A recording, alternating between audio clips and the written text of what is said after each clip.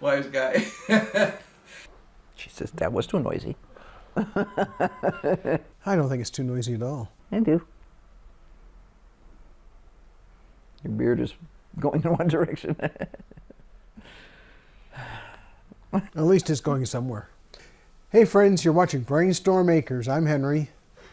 And I'm Irene.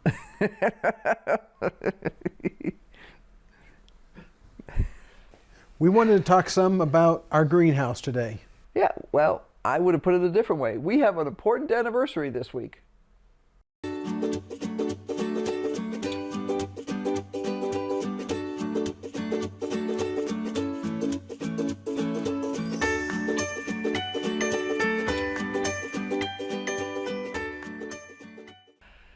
4 years ago this week, we put the plastic on the greenhouse and finished closing in one of the ends and painted all the trim that we had on the wood then. All the wood got painted. Mm-hmm. Well, when we started this greenhouse, the original intention was just to be a way of extending our growing season. Mm-hmm. Yeah, early and late. I'd never worked with a greenhouse before. You'd never worked with an unheated greenhouse before. So yeah, it was a big experiment, but we were pretty confident that if it would work in Maine to extend the season, it certainly would work here. And it certainly does. It's definitely changed the way we do things. It's changed it a whole lot, actually. Yeah, well, I'll be blunt and say I love the fact that I can start my seedlings out there and not have to start them someplace. Okay, you're going to get down. You bit me. That's it. Goodbye. Being able to start them in the greenhouse instead of having to set up a table here and then try and keep the cat off the table. We always say she's solar powered. She loves to lay under grow lights. Having to, you know, take up a corner of your room here, keep the cat from demolishing it. It's not so much the corner of the room. It's 6 feet of space and some spot to hang the grow lights from and a kind of rigged up irrigation system for the time when we'd be out of town. It was quite a project. It was, and even when we were not going out of town for long periods, I would start things right before we left and I'd get everything super soaked and it would be fine when I get back, and sometimes you'd already have things sprouting and all that kind of thing. And it was cool to be able to start it inside so that you got a good jump on things. And you know, you really need to be starting most of our things here. Well, it depends on what you're talking about. But you need to be starting in March for most things, at least. And it's really cold outside and it's easy to get a drafty spot here in the house. Well, it's not all that drafty, really. It's the opening and closing of the drapes. It's all the normal temperature control stuff. It's just really nice to be able to mash that whole thing out into the greenhouse. We've got electricity out there, so I run the mats. If I wanted to run extended day as in terms of grow lights, I could. We have a rig on the seedling bench to do that. We don't usually. I would like to be able to this year, but the problem is if we run it right now with our current electrical setup, we'll drain our batteries. Yeah, well, there's a lot of things like that that go into running that greenhouse here in the high desert of northern Arizona. Mm-hmm. We're about 35 degrees latitude. I don't remember, but I'll take your word for it. About 35 degrees. So it's not too bad, but, you know, our temperatures are not what you might expect. They're all over the place. We'll have freezes until at least May. Yeah. Our last reliable day of frost is about the 15th of May. So, and we have seen it go as late as the 15th of June before. And of course, we always end up with some kind of hail in July. It used to be uncommon.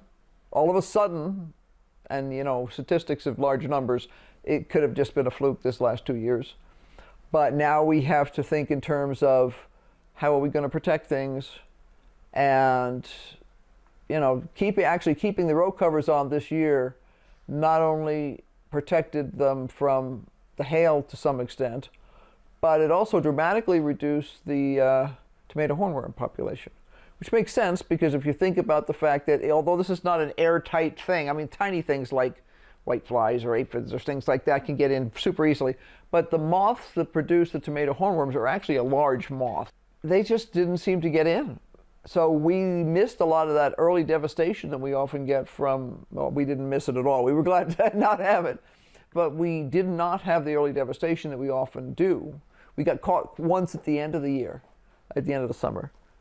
You know, the greenhouse does some really great things for us. One is we do get a pretty steady supply of vegetables out of the greenhouse, especially in the wintertime. We grow brassicas in there now. In the summertime, at least here on our homestead, if you forget to water one day in that greenhouse, you could kill something or really, really dent it hard. And even trying to pay attention, I'm actually thinking about switching up one of my varieties that I'm currently using because it's just a little too susceptible to damage. And I love the variety, but unless I can figure out a more reliable way to keep the plants moist, I'm going to switch varieties because I don't like the tip burn I get on it. You know, this is the time of year when we start getting some really nice brassicas off. Right. And this is our first cabbage of this particular part of the season. Right. That's Copenhagen. I thought that was Copenhagen. Now, the nice thing about the vegetables that we grow here, how many recalls have we had? None, absolutely none. Yeah, when I pull these outer leaves off in getting ready to use this for, I'm going to make some coleslaw, and I think we'll probably cook a stew dish with part of it. So I'll probably use about half of this head for coleslaw because we both really like coleslaw. If you've never had coleslaw made with fresh cabbage, you've missed something really special. Yeah, well, it's actually I was talking to somebody on YouTube the other day, and they said they never realized how delicious cabbage, could be until they'd had it fresh, because they'd always had these old, laid around in a warehouse cabbages from the grocery store all their lives, and once they got a fresh one, they're like, this is barely even the same vegetable. They haven't been sprayed. They haven't been bounced down the road. This could have been fresher, but I'd had to run from the greenhouse, and I don't usually do that because there's too many rocks. Just the knowledge of where it came from and all that sort of stuff is just a wonderful feeling. I stripped off all the big leaves on that yesterday, and so we're down to the last couple right before you actually serve it. In terms of food safety, the issue with getting vegetables at the grocery store is sometimes they've been mishandled. Usually it's not from the farm workers. That's the usual thing that people say is it's the people picking the vegetables in the fields, and that's not. I've had a couple of people say, well, those people in the field need to do this, that, the other thing, and I'm like, okay, we lived in California for a long time, right near the fields where that stuff comes from. They have porta potties and they have wash stations, and every time somebody uses a porta potty, they use a wash station before they're allowed to go back to work. They're very strict about that. The usual contamination is actually in the processing plants. We know where this cabbage has come from. We know where the lettuce that we've been using for salads came from. I'll still rinse this head off before I use it because sometimes you get some dirt, you get a little wormy in there. We use the rainwater that we collect from our roof. Right. We don't have a particular problem with birds roosting on our roof because it's a metal roof. Right. There's don't no like it up there. there's no place for them to perch, so that's not an issue. But still, I'll rinse the outside of this head off just to be before sure. I make anything. We have been eating broccoli since Thanksgiving. We have been eating lettuce since the first week of December. We've got kohlrabi that we could pick right now. We have another head or two that if we wanted to, if we have some strange urge for more cabbage, we could do that. Because I've got a tiara that's going to be ready, just a different variety of cabbage. More broccoli ready. Probably could get some small stuff right now. Definitely later this week we'll have our first emerald crown off. Yeah, it's one of the things that you have to be careful about when you're trying to grow throughout the winter here, well, for that matter, anywhere in the world, is selection of the cultivars that you're going to put in your greenhouse. Would I like to have cauliflower? I sure would. But you need 4 square feet per cauliflower plant for all of the cultivars I've looked at. Right. Irene may have found something that's smaller, but these cabbage are a smaller, denser cabbage. They're not the huge storage cabbages that get to be. No, these are designed to be between like 3 and 5 pounds. And that's perfect for 2 people.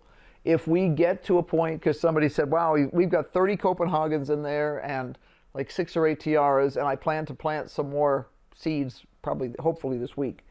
People are like, what are you going to do with all that? I'm like, well, first of all, we eat most of it fresh.